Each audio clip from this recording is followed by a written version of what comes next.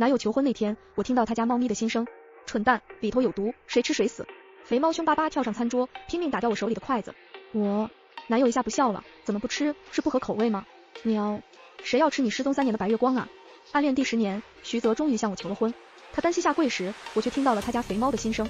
连环杀人犯也敢嫁，女人，你是有点恋爱脑在身上的。服了老铁，血腥味都冲鼻了，还不跑啊？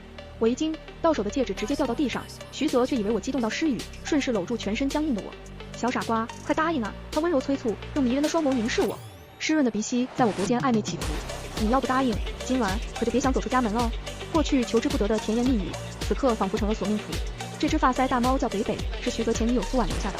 徐泽把它当心肝养，皮光水滑肥嘟嘟，就是对我从没好脸色过。只要徐泽靠近跟我亲热，他就各种抓挠阻拦。他从小跟玩玩长大，也只认他，对别的女人都有敌意吧，你别放心上。第一次登门，徐泽就特意提醒过我，苏婉是他的初恋白月光，3年前他失踪后，猫就归了他。他走得干脆，把责任、思念、痛苦通通留给了徐泽。他用3年尝试遗忘，我用3年不断靠近，才等来今晚的求婚。今晚大餐都是我亲手做的哦，空气里散发着诱人的香味。徐泽端来的肉汤浓稠，上头漂浮着分不出种类的肉碎。肥猫用爪子打掉我手里的刀叉，蠢蛋，就知道吃，汤里有毒，谁吃谁死。我心乱如麻，半天没起筷。徐泽已经按捺不住了，他用力舀起一勺，喂到我嘴边。我不受控制的瑟缩了一下，隐隐烛火中，他笑得格外迷人，眼尾湿润，勾魂夺魄的。可我却敏锐捕捉到他眼底一闪而过的厌烦。亲爱的，怎么还不吃？是不合口味吗？肥猫冷笑，喵，谁要吃你失踪3年的白月光啊？这个疯子想复活苏婉，找了邪门法子，要献祭9个特殊时间出生的女孩，他已经杀掉了8个。蠢女人，你就是第9个。这话让我头皮都炸了。最近G市确实是发生了8起妙龄女子失踪案，警方在各地发现了他们的断肢，怀疑他们都已遇难。一时间人心惶惶，为了安全，徐泽强硬的要我搬到他郊区的独栋别墅，说这里才安全。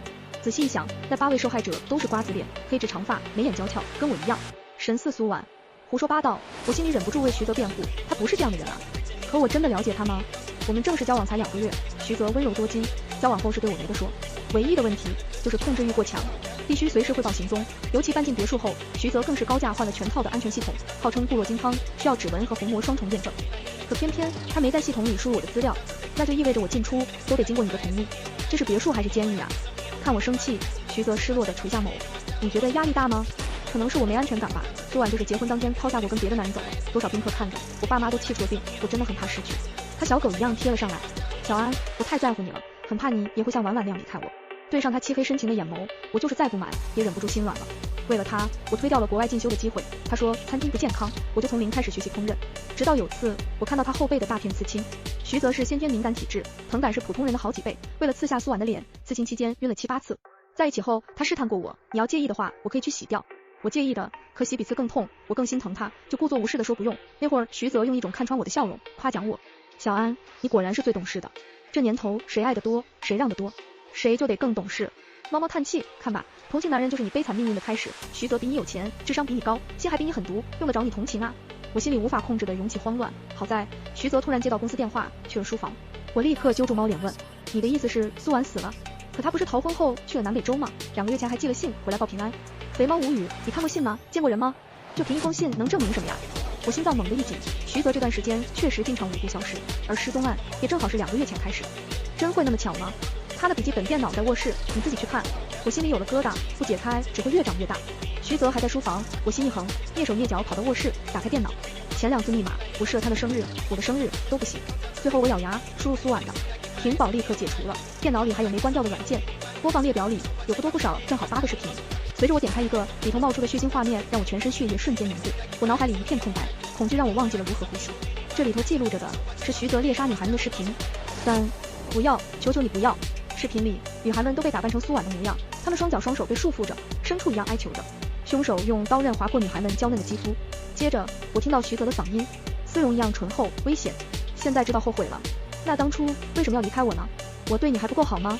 我恨不得整颗心都掏给你，你要天上的月亮我也愿意给你摘。可你呢？为了一个离婚的美术老师抛弃了我，践踏我的自尊，让我沦为大家的笑柄。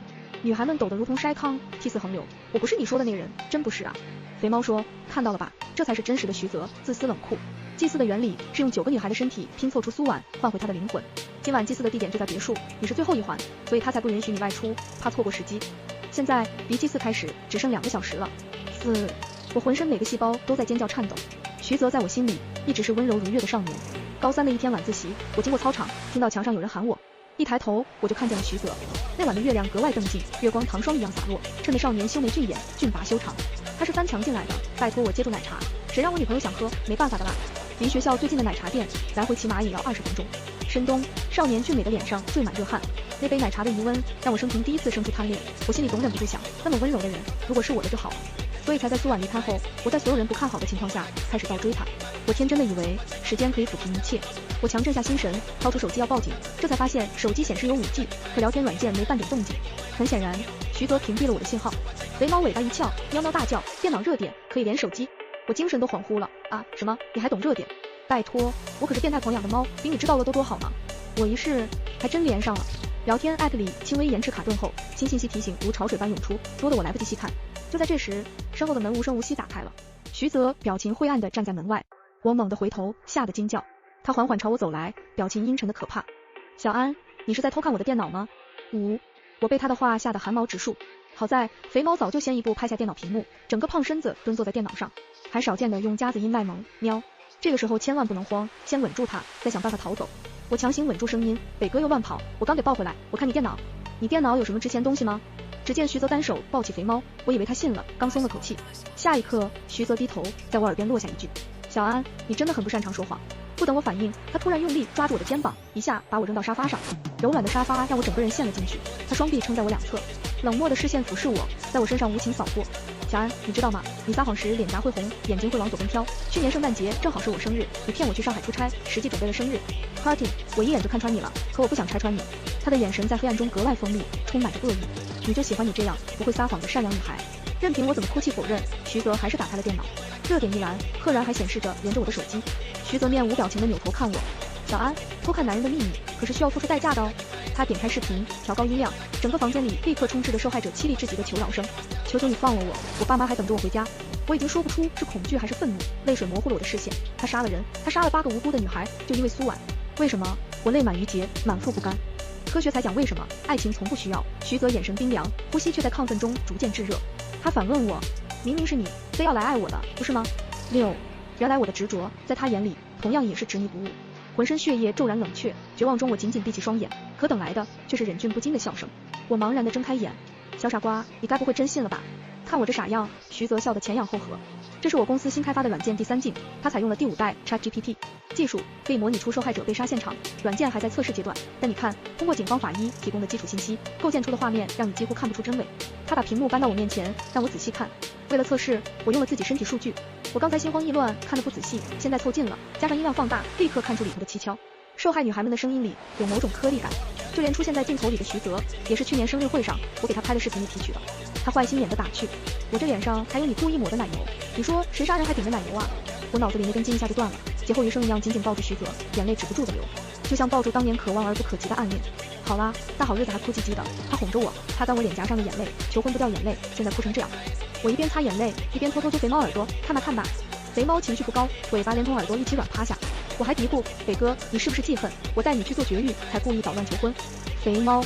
最后，徐泽非常严肃地提醒我，小安，这是警方交给我们的保密项目，只要成功预测出犯人，我们公司就能一炮而红。现在打第3镜主意的，不仅有对手公司，还有凶手。我不由打了个寒战，你说那个杀人狂？源代码就在别墅里，有第3镜在，凶手的真实身份很快就会从大数据里浮现出来。今晚12点，第1轮侧写结果就会出来。为了不出任何差错，我才把别墅多重加固，又屏蔽了你的信号，瞒着你是怕你担心。我一脸震惊地接收着信息，他郑重其事地按住我的肩膀，从现在起倒计时2小时。小安，无论发生什么事，千万不要离开这里。请。徐泽向我道歉，他捧起我湿润的脸颊。你看到视频，第一反应是认定是我做的，我挺难过，但换个角度，也是我做的不足，没能给你信任我的勇气。我心里愧疚起来。